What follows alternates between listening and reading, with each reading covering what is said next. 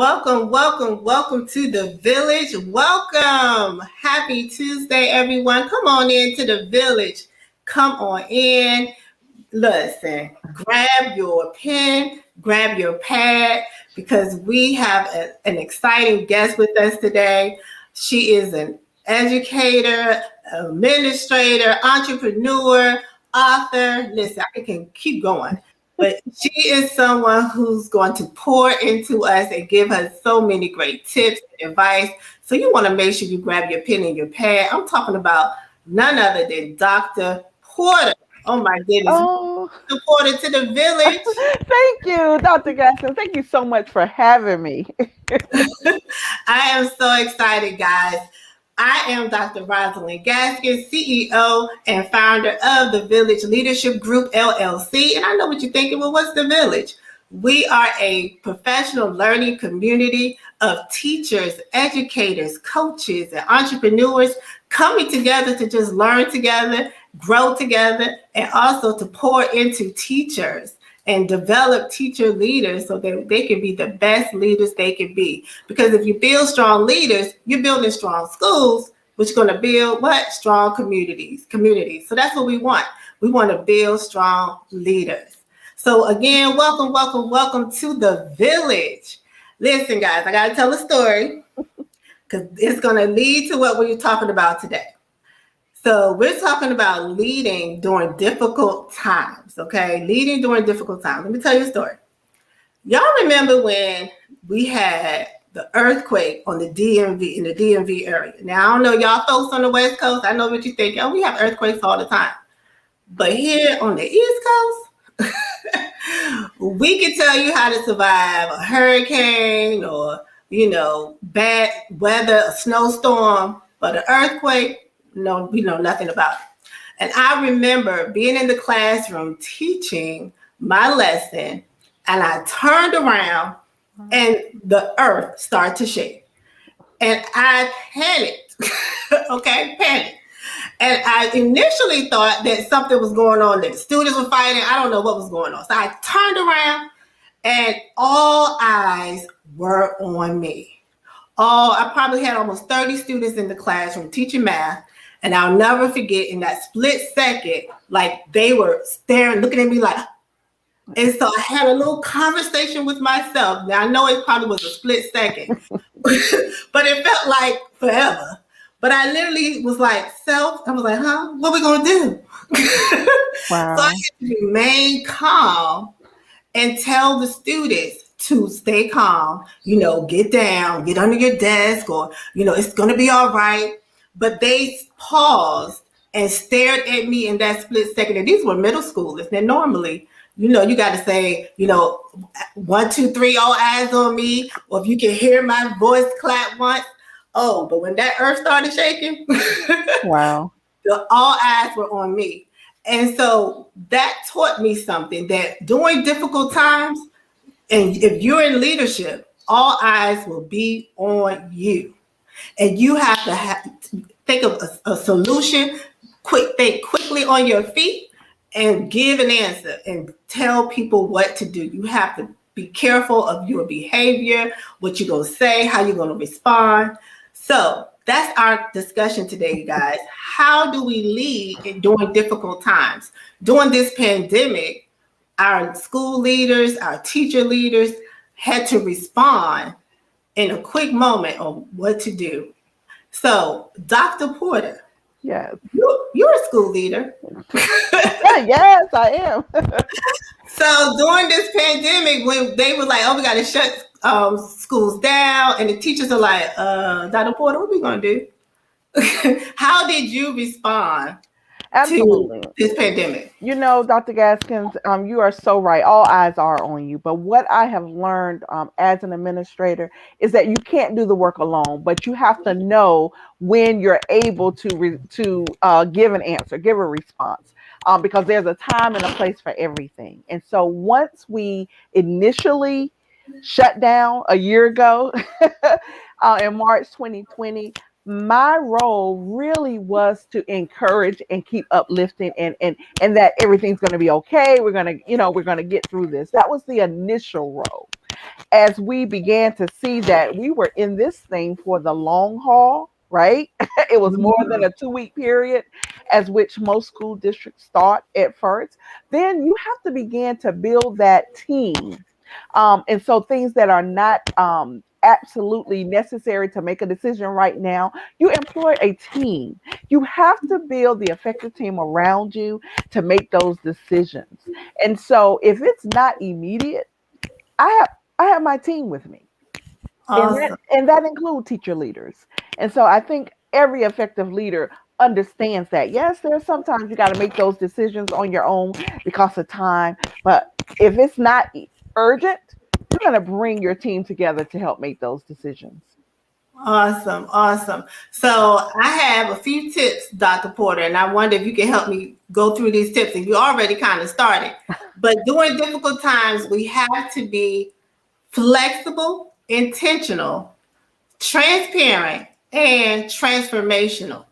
So flexible, again, you have your team there to help you to be flexible so that you can adjust based on the circumstances. So I love that. So how have you been flexible during this time, Dr. Porter? Absolutely. And that is truly key, Dr. Gaskins. That is truly key because you cannot be rigid. And I'm going to speak on that on both with teachers as well as with students and parents, because Yes, that has been my motto throughout this whole thing, right? This is not the time for rigidness.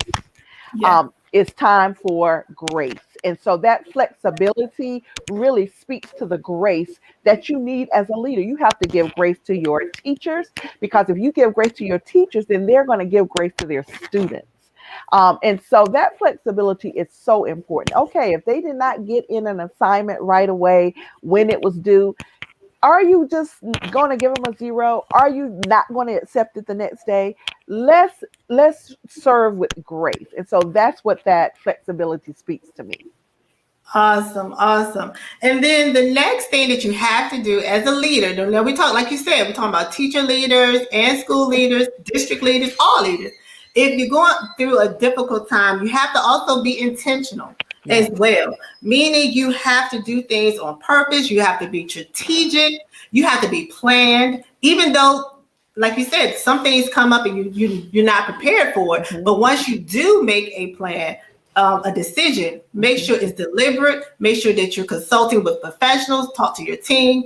So you have to be intentional as Yeah. well. So talk about that, Dr. Porter. Absolutely. Your tips are right on, Dr. Gaskin. So intentionality is of the utmost importance, especially in times of crises, in times of turmoil, basically. And so when we are intentional, we are making decisions that are deliberate, that speaks to the situation at hand. And you have to consider all parts, right? You can't just think, okay, I'm going to make this decision because this is best. And please know, children are first, right?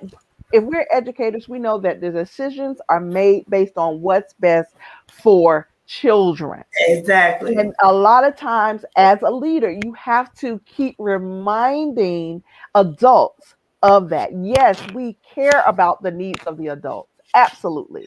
But we are in the business of educating children. And so that intentionality has to be children first.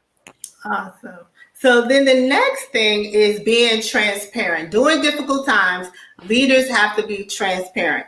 Now, we're not saying that you got to know all the answers, but be transparent, be honest, be clear, and make sure that you have good communication with all stakeholders. So you have to be transparent. All right. So, Dr. Porter, I know you're being transparent with your No, you staff and know your what? Out of parents. out of all of them, I think this is my favorite one, Dr. Gaskin. No, seriously, because I believe in being open and honest. I feel like that's the only way that you can lead with integrity. And Yes. so, with that, during this time, you get a lot of information from above. more so than you would normally, right? Things Mhm. are coming out. And so I want to make sure that everything that I know that I am able to share, that my team knows, that my staff knows, that my parent knows, that student knows. And so that piece of it is so important because I don't want to have something that I'm holding and then my staff finds out and then already find out that I already knew and haven't shared it. So I think it's so important, and that's why in my role we have these updates that come from above, my supervisor and above. And guess what? I did the same thing with my staff. When I get an update, guess what? My staff gets an update. And so that builds that honesty, that relationship, That that trust. they feel like exactly that Mhm. trust, exactly. And so it's not as if, like you said, I may not have all the answers, but I'm going to tell you what I know, and Exactly. we can make the best decisions based on the information that we have. Right. Exactly. And then the last T, so it spells out fit, but we have two T's. And so the last T is being transformational. You have to be transformational. One of the things that that I love is about with transformational leadership is that you're being innovative. Hmm. Okay, if we're going through difficult times, we're going through a pandemic, we're about to go into transition to hybrid learning. We just can't go in with the mindset, oh, everything's going to be the same. We have to be innovative and also lead the change. Yes. As a transformational leader, you have to be clear about your vision and clear about bringing the team together so that we can carry out our vision and being innovative, taking risks. Okay, it's not just one person. We are a team. Let's work collaboratively. And like you said, I may not know all the answers, but we're going to work together as a team to figure this out. Yes. So, what do you think about being transformational? Yes, and I have to rely on what our the school district that I'm currently in. We have been deemed as COOs, and I'm sure you've heard that. And so, what that really means, in the title, I'm not tripping off the title, but it's the significance of that. And what that means is you are in control of your innovations. Like everything does not have to be spelled out to you. Be creative, come up with a solution. That's what that means to me. And so I share that with my staff. Okay, here is the dilemma we have. So, yeah, number one, we can ask the question, how or why, or we can come say, hey, how about this? To solve this problem. And so that's what it's about. So being transformational for me is about being innovative and creative and making sure that we're coming to the table with solutions and not just questions and problems. Awesome. I love it. So again, you are an administrator, but being fit, flexible, intentional, transparent, and transformational is not just for the administrators, it's also for the teachers, teacher leaders as well. Yes. When that earthquake happened and those students start looking at me for an answer, the same is true when things happen in the schools. Where the teachers on the team will look at that department chair or that team Yes. leader, for a solution. Yes. So we always have to think about, how do we respond during difficult times as leaders. Yes. So thank you again, Dr. Porter, for Absolutely. going through those tips. But I want to hear what are some other lessons learned that you can share with us as far as dealing with this pandemic and just difficult times in general. Yeah, a lot of lessons have been learned, and one of the biggest thing is that there's always a solution.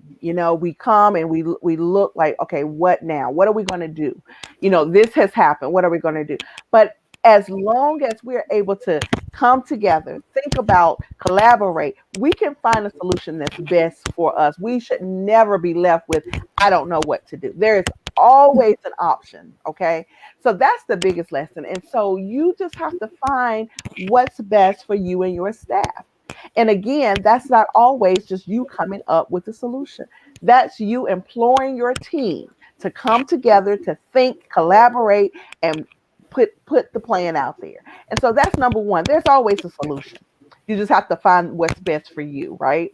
And the second one, I have to go back to your flexibility, but just the grace piece, because I truly, that's been my motto throughout this. We have to serve, we have to lead, we have to share with grace. We Love it. have to. And I've had to stop some of my staff members to, hold on. And actually, one of my wonderful teachers, she actually came to me and she said, because of this situation, because you have just, allowed us to be and to come and do what we need to do, it has given me a different insight with my students. And I do Mhm. know now that I need to be a little more understanding. I Wow. do need to be a little more That's good. flexible. That's And good. so that's what it's about to me. That serve with grace has been on my heart this year. And I hope that we carry that because even if it's not a pandemic, guess what? We don't know what pandemic our students are going through at home. And so I hope that we continue to lead and serve and teach with grace. Awesome. Thank you for sharing that. So, Dr. Porter, I want to hear a little bit about your leadership journey. Like, how did you get to this point?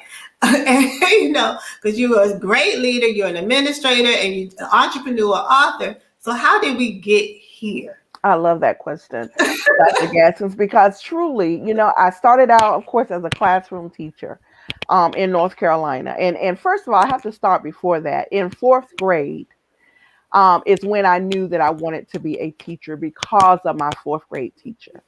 And so, after attending Winston-Salem State University and earning my BS in elementary education, I started my teaching career in Charlotte, North Carolina. Eventually, I relocated to Maryland, and taught for a few years. But it was my first job here in Maryland that made me open my eyes to other possibilities. Wow.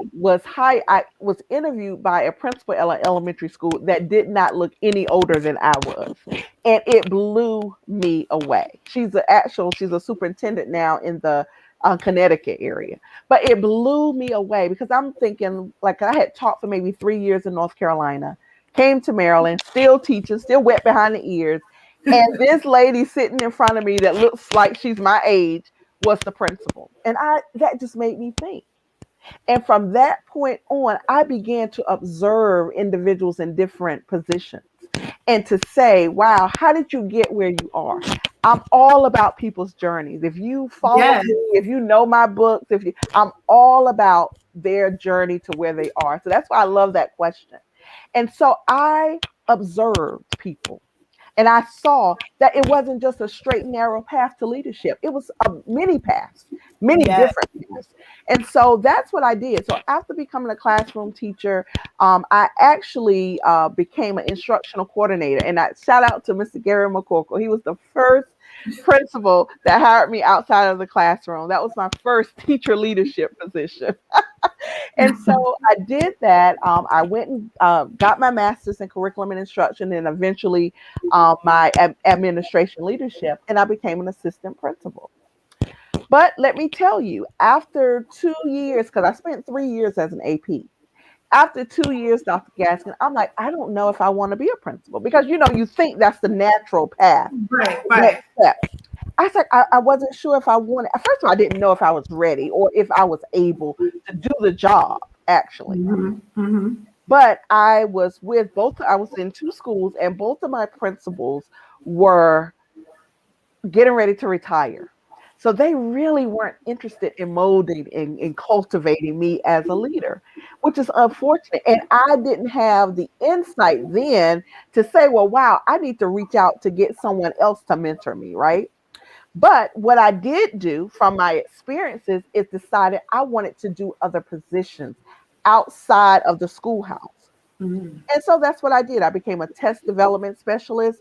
It was a new position in my school district. I was one of two people that got that job. I actually created assessments for the entire Wow. school district. And you may remember that was when we were using EduSoft. I introduced that to the school district.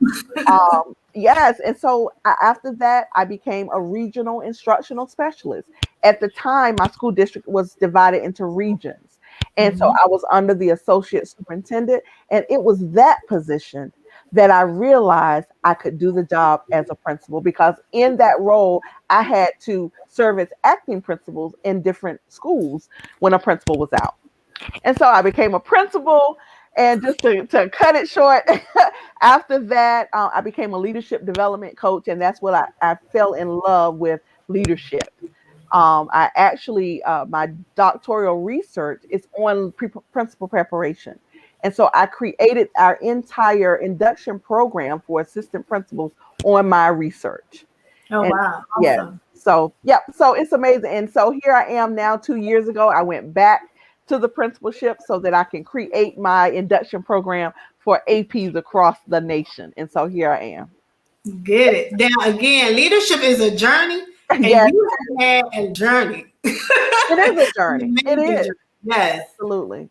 It is definitely a journey. It's not just, oh, I've arrived. It's a Exactly. journey, and you're learning along the way. Yes. So I definitely appreciate you for sharing your journey. But tell us more about, how can, we learn from you? I know you have books, so you got to tell us about that. And you have some amazing things that you have going on, and I've been participating. So Yes, you tell have, and I'm so people. excited about that, and I really appreciate you for doing that. But yes, the latest, I have a Women Who Lead book series, and the latest, the second volume of Women Who, yes, that's the very first one. So the very first one that I did back in 2017. Yes. That started the Women Who Lead series. And in that book, it was 20 amazing women from various backgrounds that were sharing their leadership, giving their lessons learned, and giving their advice to women. And so from that, really, all of the other Women Who Lead series was birthed. I have Women Who Lead in Education, Women Who Lead featuring Latina leaders, Women Who Lead in law and medicine, in real estate and media. And so it just goes on and on. But this month, we are featuring the Women Who Lead in Education, featuring school principals. And so we have three more sessions. One is tonight at 7 p.m. We have one Thursday, and then the last one will be Tuesday. These amazing number one best-selling authors who happen to be school principals are sharing different topics of leadership. Tonight, we're talking about school climate and culture. Principal Tammy Taylor out of South Carolina will be presenting this. We've had amazing content. They're Amazing. amazing. So it is just And so what's the fun. cost of that again? It is absolutely free. Free 99. Absolutely free. I mean, I knew the answer because Yes, I've been participating. absolutely. And that it is so important to me, that we, because my heart is with aspiring leaders. That's where my heart is. And so I use the vehicle and my knowledge to help those who aspire to lead. But let me say this, Dr. Gaskin, to all individuals out there, leadership is not about position or title. So it doesn't matter if you're not an assistant principal or a principal. You have to lead where you are. It is about influence and it's about impact. And anybody can have influence and impact. And that's what it's about. Yes, yes. And that is definitely something that I say all the time here within the village, that it's not about the position. Leadership is a mindset, Yes. not a position. Yes. That is definitely not about a position. So that's why I definitely encourage our teacher leaders to develop these type of skills that we're talking Yes. about. We have different platforms and different books and different professional developments that are available for leaders. Teachers should be at the table. I And I love that. love what you're saying, what you said about your team.